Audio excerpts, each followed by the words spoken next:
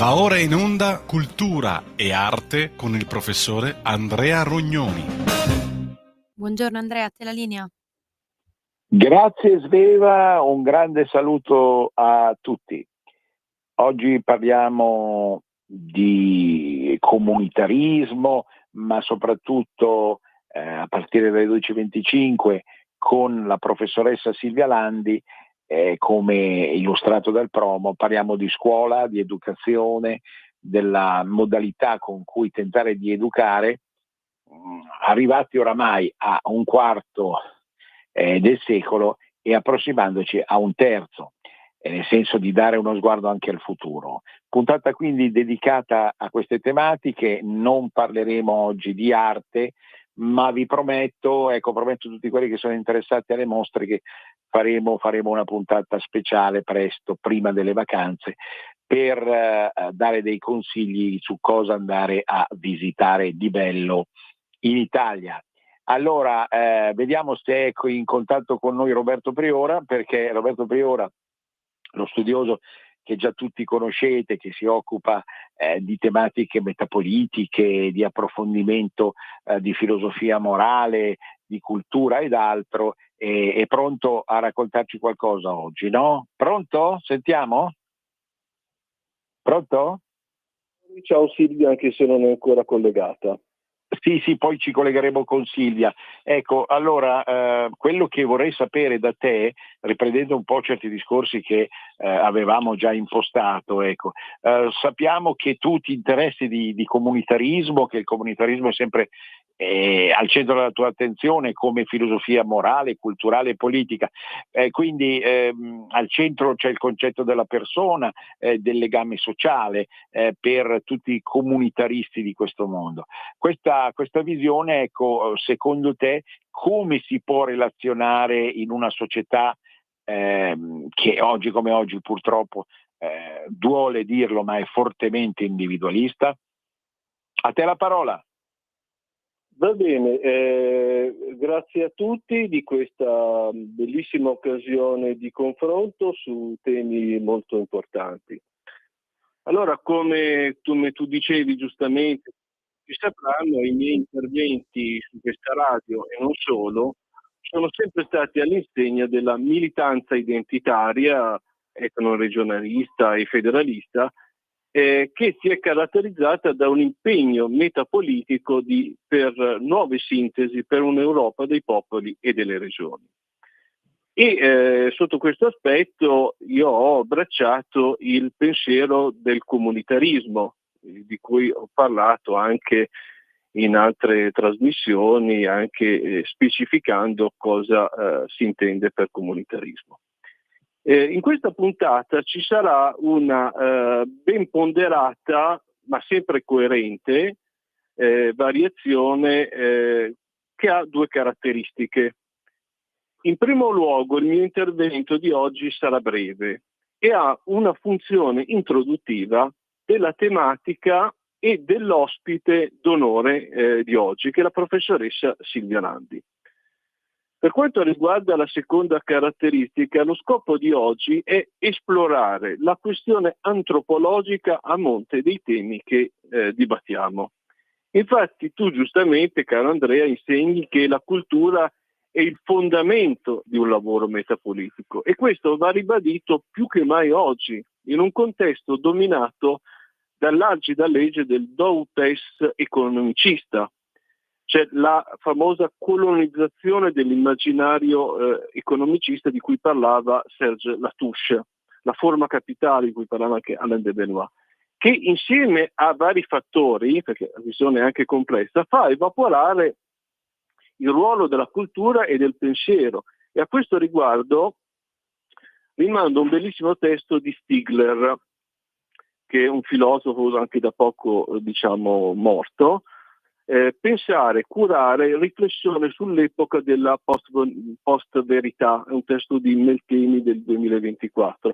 Post-verità è che quel fenomeno di oggi dove tutti parlano ma sulla base così, dire, mere reazione emotive. E sotto questo aspetto il think tank, il talebano, il think tank comunitarista per eccellenza in Italia, ha cercato di esplorare tale dinamica sociologica e da questa iniziativa è nato un confronto con la professoressa Silvia Landi, che ha rilasciato una bellissima intervista sul sito del Talebano, che invito tutti a leggere. Marcello Veneziani, di cui mi sono occupato varie volte, sostiene in uno dei suoi ultimi testi che la nostra è una società senza eredi. E per questo motivo è più che mai importante un focus come quello di oggi sulla questione educativa, tema che affronteremo oggi con il prezioso contributo di Silvia Landi, che ringrazio innanzitutto per la disponibilità per questa riflessione. La nostra gradita ospite, grazie al suo notevole bagaglio intellettuale e di esperienza sul campo, ci permette non solo di fornirci tramite la sua esperienza professionale uno spaccato delle dinamiche che caratterizzano le problematiche della scuola di oggi, ma soprattutto, come ha notato vari osservatori, tra i quali l'illustre professor Davide Bigalli, si contraddistingue per un nobile impegno per una formazione integrale dell'essere umano, più unica che rara, questo lo sottolineo. In questo contesto, soprattutto in questo contesto problematico della modernità liquida, per usare un'espressione di Ziggy Bauman.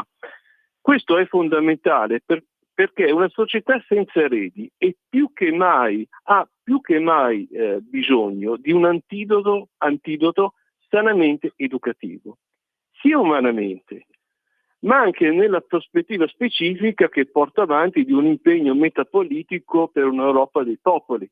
Io parlo sempre di comunità e società, ma se non c'è l'educazione non ci può essere una comunità.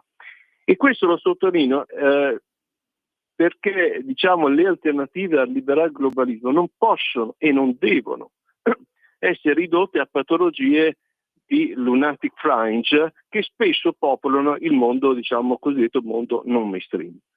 Quindi la prospettiva di Silvia Landi è strettamente professionale e indipendente a livello politico, ma affine ai temi che portiamo avanti.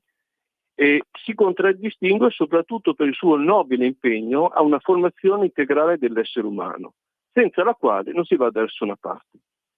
Direi questa è la premessa necessaria per poi dare la parola al nostro ospite d'onore.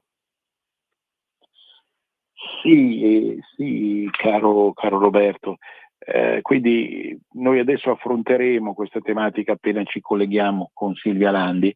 Chiediamo di anticipare un attimino la regista, appunto, perché purtroppo abbiamo soltanto 2 linee e non poteva essere presente fin da subito la professoressa.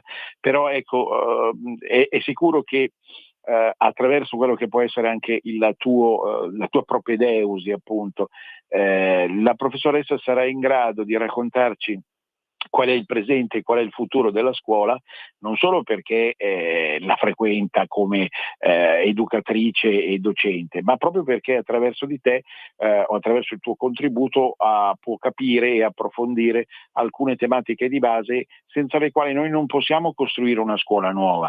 Non pensiamo di costruirla dal nulla, né tantomeno basarci su quelle che sono le attuali leggi del mainstream, che io conosco benissimo. Attualmente sono in pensione dal liceo, dalla mia docenza liceale, ma vi assicuro tutti che man mano che passano gli anni di questo terzo millennio, purtroppo prevale nell'ambiente scolastico, specialmente italiano, ma non solo, quello che è proprio una visione del mondo che esprime una incapacità di affrontare tematiche reali se non attraverso questa ispirazione utopistica, assolutamente utopistica, all'uguaglianza e al melting pot. Qualcosa che diventa ossessivo nei nostri docenti, che io ho frequentato e con i quali spesso mi sono misurato sempre pur pacatamente, ma francamente contraddicendole e vedendole fino in fondo e valutandole fino in fondo l'incapacità di riuscire, dal mio punto di vista, ad applicare poi nella realtà quella loro visione assolutamente utopistica, fallace, fittizia, farlocca, che hanno nella loro mente, con tutto il rispetto, e questo senza ovviamente valutare la loro professionalità, che rimane alta, perché tutto sommato lo staff professionale italiano degli insegnanti è abbastanza buono anche rispetto ad altri contesti europei. Allora, vediamo adesso se riusciamo. Quindi Roberto, se non hai null'altro da dire, vediamo un po' se riusciamo a metterci in contatto. Chiediamo scusa perché la tempistica non è facile valutarla, ecco, sicuramente dall'inizio, ma siccome, ripeto, abbiamo 2 linee, altro non possiamo fare. Vediamo un po' se la regista... Va bene, allora saluto tutti, Sì. un saluto anche a Silvia Landi.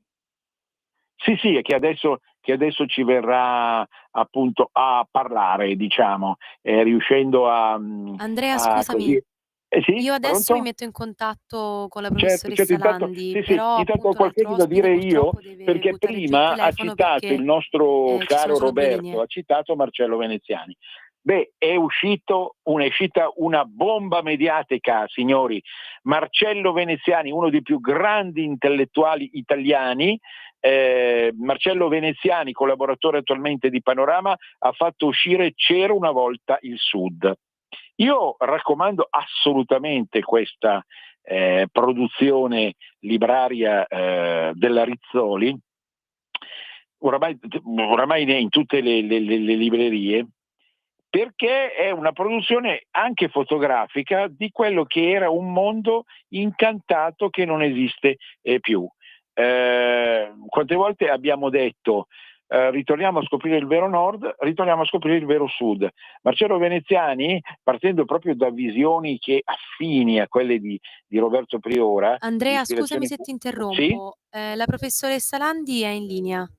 Benissimo. Quindi finisco il concetto: un viaggio sentimentale fra le immagini del passato impregnati di vita. Questo è il libro di Marcello Veneziani, che comunque sul quale torneremo presto. Allora, professoressa Landi, ci siamo? Pronto? Sì, buongiorno a tutti, grazie per avermi invitata.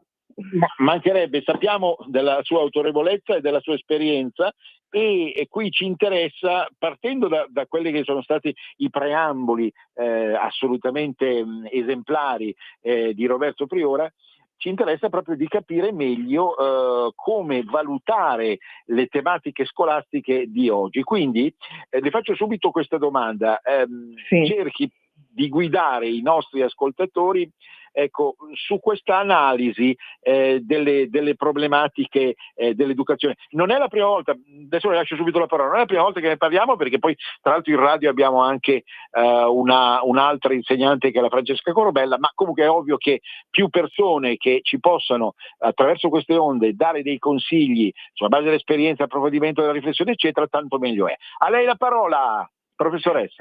Grazie innanzitutto, ribadisco e vi ringrazio per avermi invitato alla vostra trasmissione per una riflessione su questi temi che sono molto importanti per la nostra società, e di questo ne sono fermamente convinta.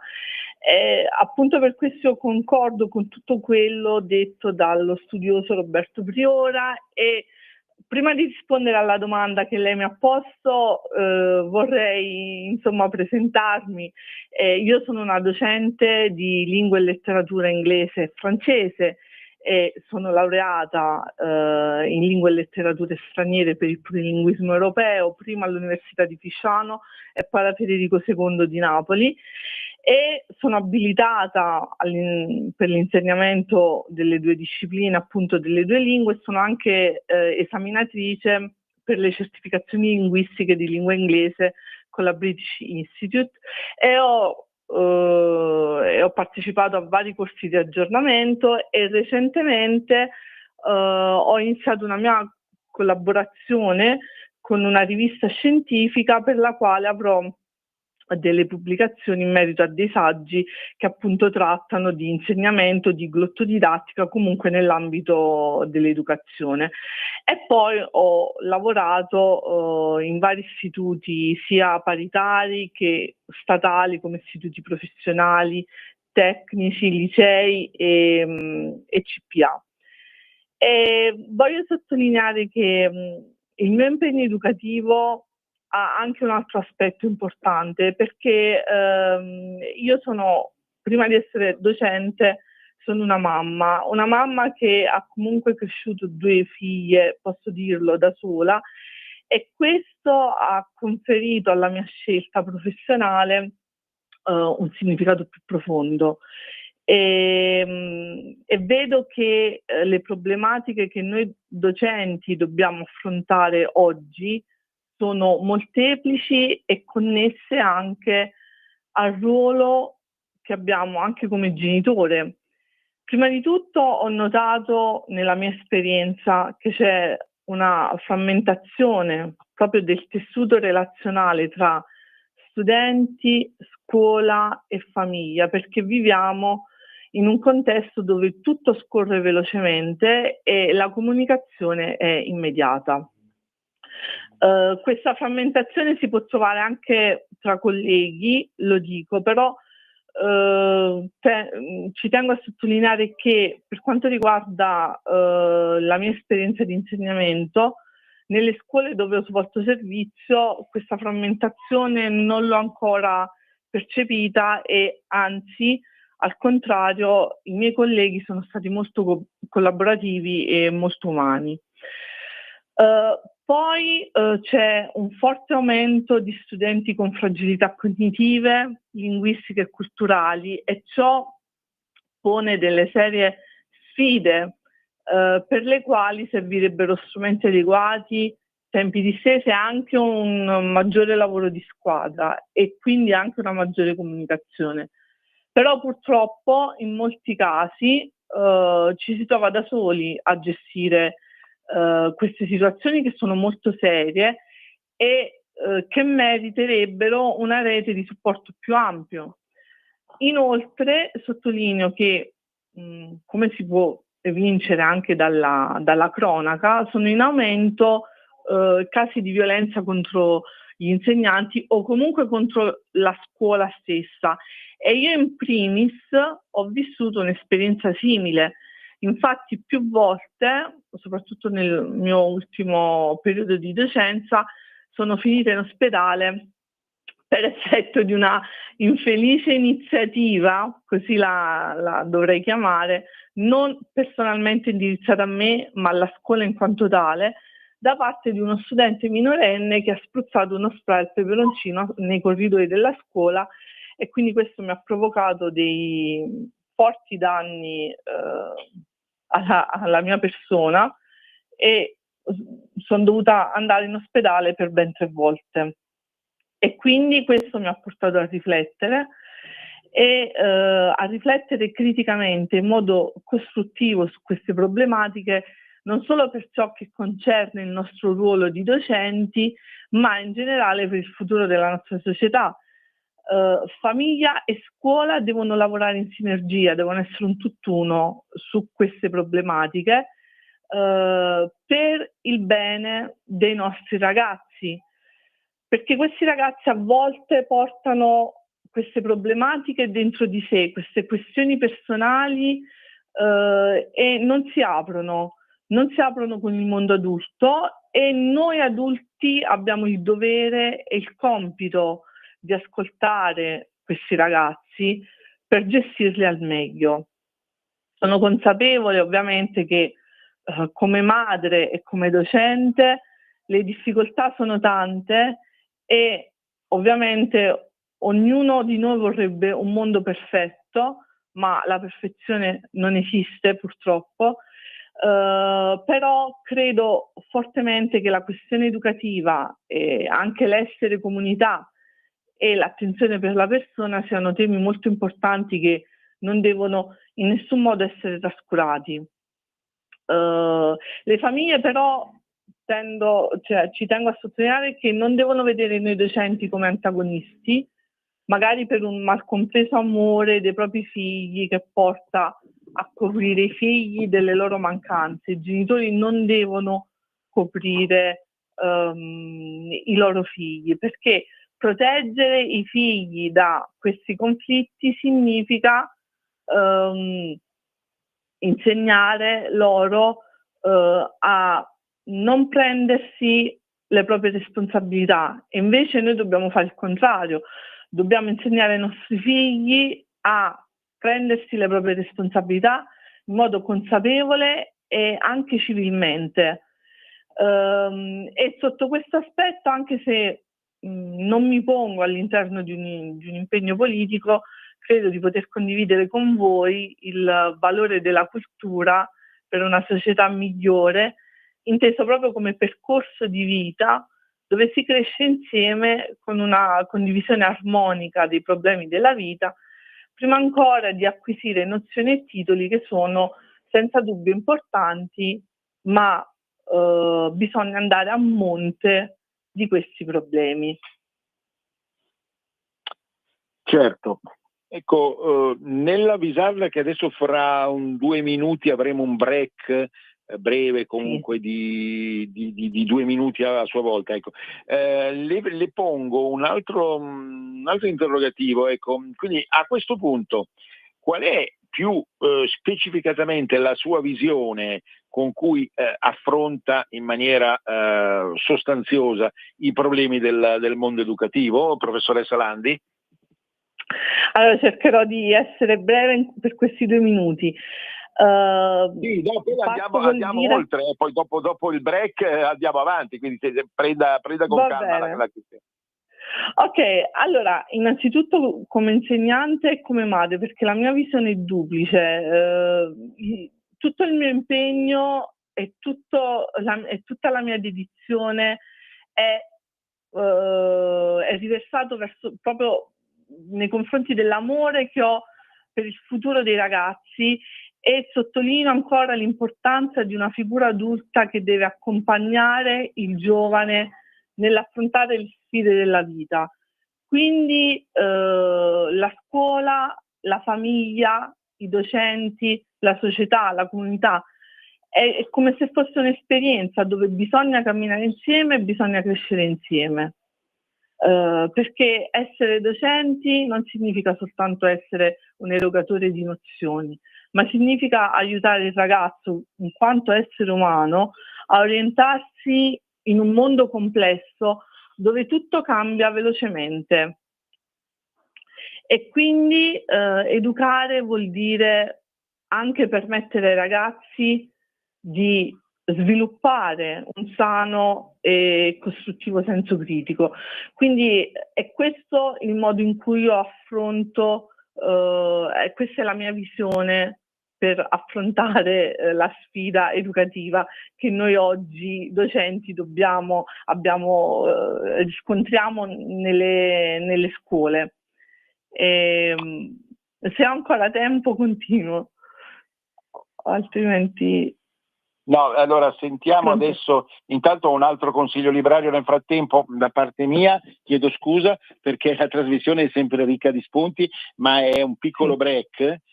Ho da proporvi anche a cura di Mellini, di Manuela Mellini, un libro della Fazzi Edizioni. Sapete che le case minori io le adoro personalmente, quindi sempre tanti spunti. Professione detective, quaderno di enigmi e misteri. L'ho trovato un libro fra i 1000 libri che io leggo, talvolta anche un po' velocemente perché non sono Dio, come si suol dire. L'ho trovato curioso perché anziché essere così un fondaco, un magazzino di melmosa come dire isterica prevalenza di horror e di giallo, è in realtà un mezzo anche enigmistico a volte, di quiz e di indovinelli, ma sempre fatti con intelligenza, per riuscire ad abbordare alcune tematiche che prevalgono nel mondo poliziesco, quindi quaderno di enigmi e di misteri, Dark Side, ecco. Allora a questo punto possiamo fare il break, andiamo avanti dopo con la professoressa che arriva al cuore dei problemi. La parola la regia, se mi fa il break dopo ci risentiamo. Grazie. La tua radio è ascoltabile anche con la televisione in digitale. Sul telecomando della televisione digitale o del tuo ricevitore digitale puoi scegliere se vedere la TV o ascoltare la radio. Risintonizza i canali radio e troverai anche Radio Libertà, canale 252.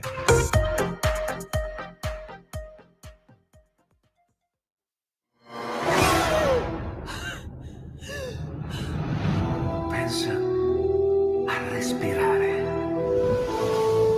Ora abbandonati. Che cosa vedi? Luce, oscurità, l'equilibrio. È tanto più grande. C'è stato un risveglio. Hai sentito? Conosco una sola verità.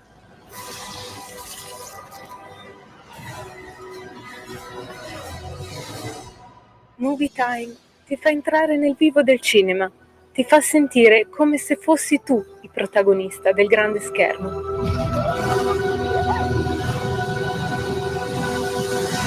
Ogni sabato dalle ore 16. Stai ascoltando Radio Libertà, la tua voce libera, senza filtri né censure, la tua radio.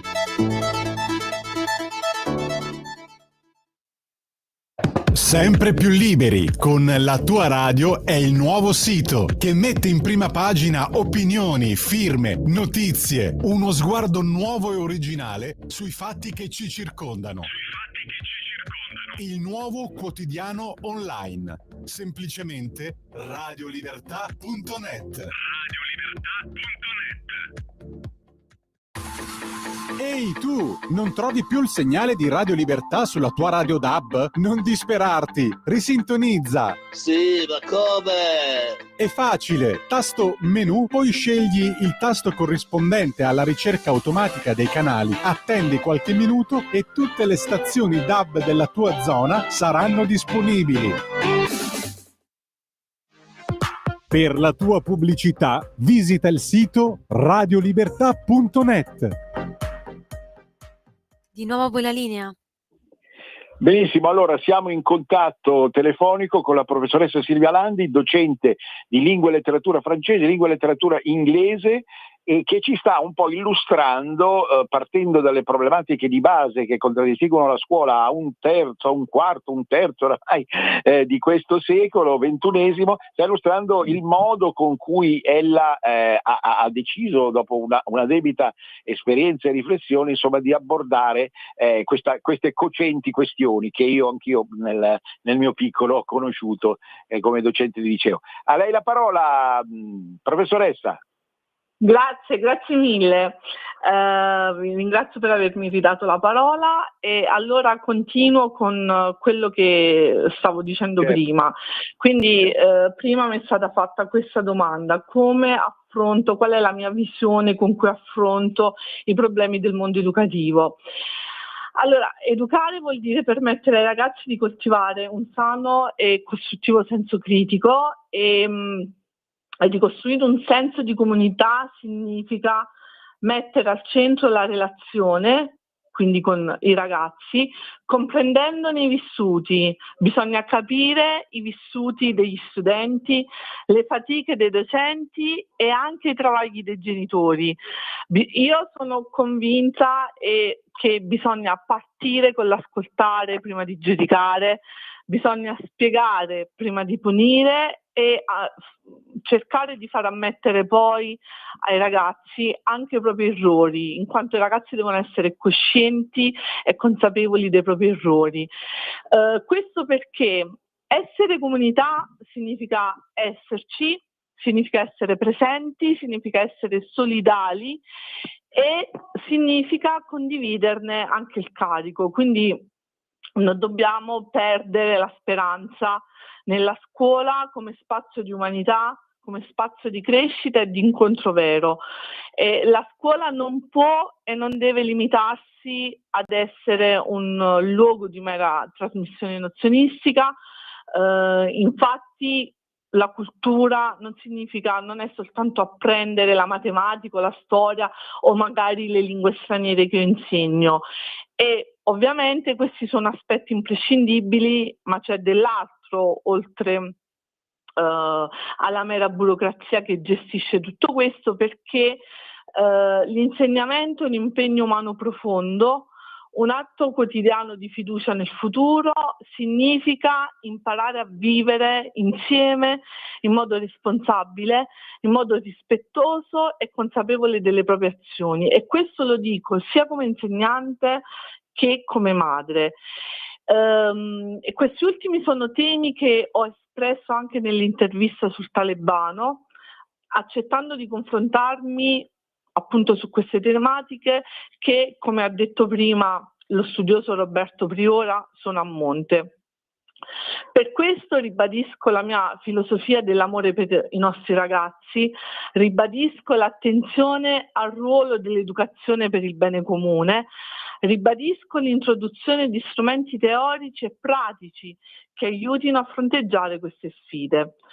E sono d'accordo con voi sul ruolo della cultura, intendendola come crescita della persona nella sua interezza, che vive in modo responsabile e in modo armonioso in una comunità.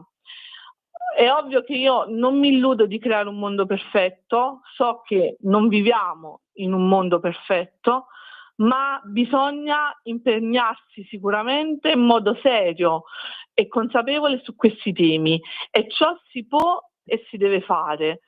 La famiglia è la cellula della nostra società e la scuola in questo deve avere un ruolo decisivo e complementare nel crescere le nuove generazioni, e proprio per questo merita la massima attenzione, il massimo riconoscimento e la massima dignità del ruolo degli educatori, degli insegnanti, anche di tutti i collaboratori che lavorano all'interno della scuola, partendo dagli ATA agli assistenti amministrativi. Tutti noi, tutto il corpo docenti, tutto il comparto scolastico deve essere supportato con un lavoro di squadra. E detto questo, io ringrazio tutti voi per l'ospitalità in questa bellissima trasmissione, e ho accettato l'invito dello studioso Priora, che sia pure da prospettive diverse è sintonico con questi temi, e io mi auguro diventino sempre più patrimonio condiviso per affrontare le sfide educative della società in cui viviamo, per il bene dell'essere umano e per il bene del prossimo. Il mondo è diverso e questo lo sappiamo, e il mondo inizia dall'agire degli uomini di buona volontà, ognuno nel ruolo sociale che gli compete. Grazie ancora Professoressa, mi permetto, perché questa è una trasmissione di cultura, però insomma è anche deve provocare degli spunti di piacere, ecco, perché il dovere è fondamentale e sta in prima linea, però c'è anche un pizzico di piacere. Io so, ecco, diciamo, ho avuto delle dritte da questo punto di vista, che lei è nata e forse cresciuta in uno dei paesi più belli d'Italia, e mi fermo all'Italia perché potrei dire più belli d'Europa, e io l'ho visto, come l'ho visitato, invito tutti quanti davvero dal nord, anche che insomma di qualsiasi parte d'Italia, ma in particolare dal nord, che magari si fermano all'isola di Ischia o di Capri o la costiera amalfitana, andate a Vietri sul Mare, perché Vietri sul Mare è un gioiello della natura, dell'arte e direi soprattutto della ceramica, perché signori, lì avete un museo a cielo aperto. O sbaglio, professoressa? Sì. No, non si sbaglia. Qui c'è la ceramica Solimene, che è un museo, come lei ha detto, aperto, che importa ed esporta in tutto il mondo. Poi abbiamo un mare fantastico, ci sono i due fratelli Scogli, che altro non sono, diciamo, i gemelli dei Faralloni di Capri. Certo. E poi posso anche dire che abbiamo una cucina ottima. Assolutamente. Io amo personalmente la cucina campana, la trovo poi guardi, adesso sembra piaggeria la mia, ma non è la verità, pura verità. La preferisco a quella pugliese, che è più rurale, la pugliese è più rurale. quella campana secondo me ha un tocco d'aristocrazia che è meraviglioso. Veramente io quando vado in quelle zone dico pancia mia fatti capanna, no? Si dice. È vero, è vero, è vero. Sì, Grazie infinite, concordo. viva la cultura, la libertà, l'amore, l'arte, la natura e viva l'Italia, che da queste onde è veramente al di sopra di ogni sospetto. Grazie infinite ancora, a risentirci, noi proseguiamo. Ecco, a risentirci, professoressa. Noi proseguiamo con con la nostra trasmissione. Avete sentito consigli di Brari, ripeto, Marcello Veneziani, c'era una volta il Sud, ha un apparato fotografico sul Sud, abbiamo parlato di Vietri sul Mare, adesso si parla di tutte le regioni del Sud. Veneziani è di Barletta, e quindi se hai ascoltato le mie parole sarai inorridito, ma vabbè, comunque Boccaccia mia, state zitto, a volte va bene dire quella famosa battuta, ma che volete fare? Noi andiamo avanti nonostante tutto, e c'è un altro libro che io vi voglio, siccome stiamo parlando d'Italia in tutte le sue componenti, sempre alla luce del pensiero federale, questo sia chiaro, che rimane lo zenith del nostro impegno personale. Storia evolutiva e genetica del nostro paese, pensate un po', ci è arrivato Giacomo Moro Mauretto, Italiani veri, è un libro che proprio passando di regione in regione, dalle Alpi alla Sicilia, e in barba al fatto che a scuola la geografia, ecco, purtroppo la si insegna molto meno di una volta, e basterebbe insegnare la geografia d'Italia, certo, se si sa dove è l'Iran, visto che adesso sta per scoppiare la terza guerra mondiale, no, una battuta un po' triste la mia, speriamo di no, ma comunque insomma tanto meglio, però almeno l'Italia conosciamola, no? E qui c'è una serie di capitoli dedicati proprio ad ogni regione, ad ogni comparto e ad ogni realtà dialettale, etica, culturale, storica, no? Vi cito, i nostri Neanderthal erano degli artisti, proprio regione per regione si va a vedere quali erano le funzioni di queste comunità, sulla Sardegna, no? Il rame, i sardi e le steppe. È un libro che ho trovato gustosissimo proprio perché non parte da preconcetti, ma vuol capire fino a che punto esista l'Italia, l'arrivo degli agricoltori, quindi è ovviamente un'opera di storia, ma anche un'opera di etnografia, di antropologia, di paleontologia. Cosa raccontano l'evoluzione e la genetica su di noi? Ecco, un libro che vi raccomando davvero, Giacomo Moro Mauretto, Italiani veri, storia evolutiva e genetica del nostro paese, della Mondadori. Retrocopertina, la nostra genetica ci racconta che ciò che ci permette di identificarci come italiani, ovviamente poi lo capirete leggendo il libro, come complesso di popoli anche diversi, ha radici molto più recenti di quanto pensiamo. Proprio per questo è importante tenere bene a mente che gli italiani veri scientificamente non esistono. Esiste l'Italia però, ci crediamo, state tranquilli, ci crediamo comunque. United States of Italy. E quindi questo era il terzo libro, l'altro era Dark Side, Quaderno di enigmi e di misteri, della Fazzi Editor, una casa che va sempre bene, e l'altro ancora appunto del nostro Marcello Veneziani, C'era una volta sul Sud, un libro che sta, mi dicono, avendo già un notevolissimo successo soprattutto per l'apparato fotografico che lui è andato a pescare in una maniera proditoria. Per l'altro l'anno scorso sono passato anche da Talamone, dove in Toscana, dove lui ha un buon ritiro, e mi hanno parlato benissimo di lui come uomo al tempo stesso riservato ma cordiale, proprio estremamente disponibile nei confronti degli altri, e questo ci fa piacere. Anche noi l'abbiamo conosciuto, Marcello Veneziani, una ventina d'anni fa, e ne siamo rimasti estremamente impressionati. È bene che sia queste menti, diciamo, elette del nord e del sud cooperino fra di loro affinché si affermi l'idea di un'Italia federale.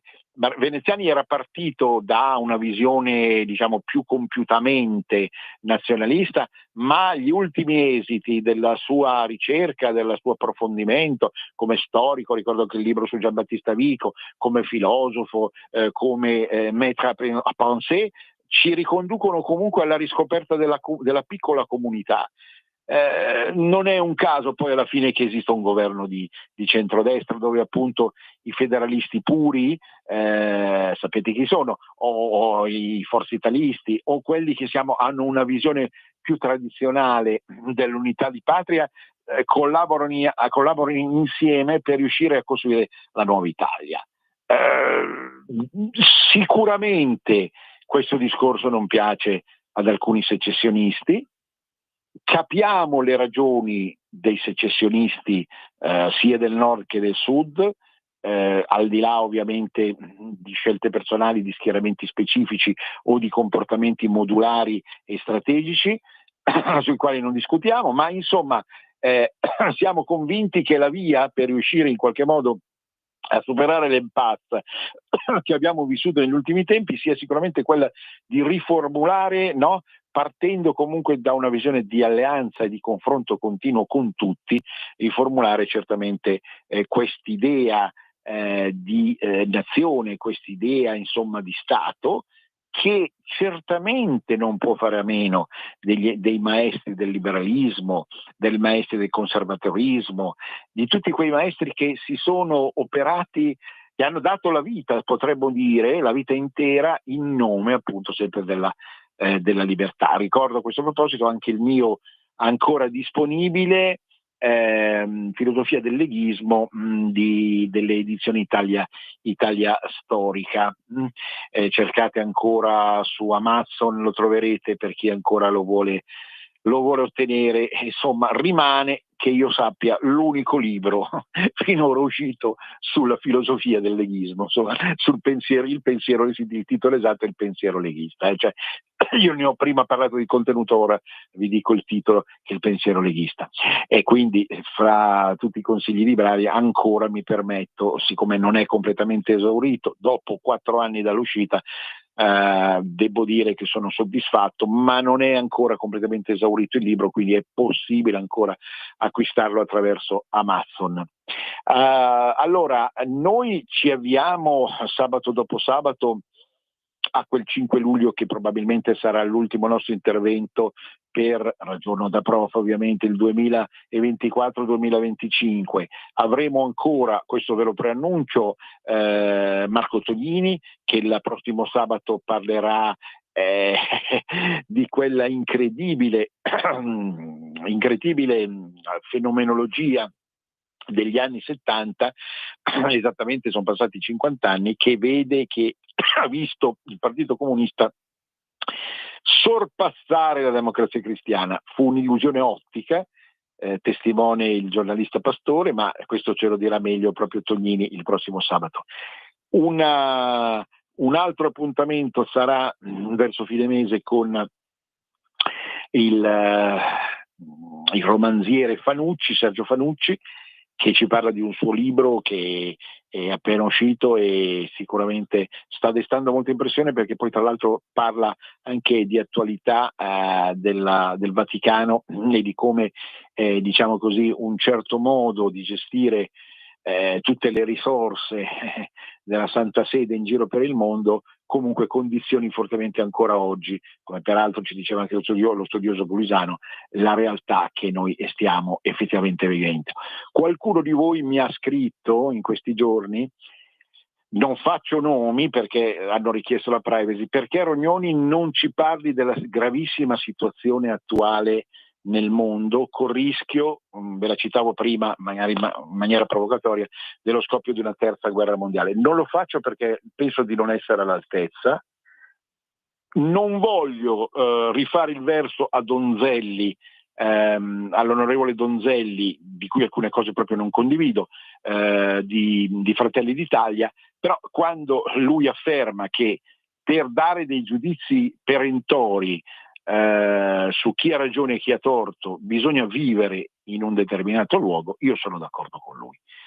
in questo caso io sono d'accordo con l'onorevole Donzelli, ma per modestia, rispetto e assoluta precauzione, e non per cattiveria, non per menefreghismo, siamo tutti addolorati e costernati dalla situazione che c'è sia in Ucraina che in Terra Santa, siamo altrettanto angosciati dall'evoluzione degli ultimissimi giorni, però proprio come uomini, se mi permette, come uomini di cultura, la cultura non è esprimere verdetti, giudizi, non è essere tranchant.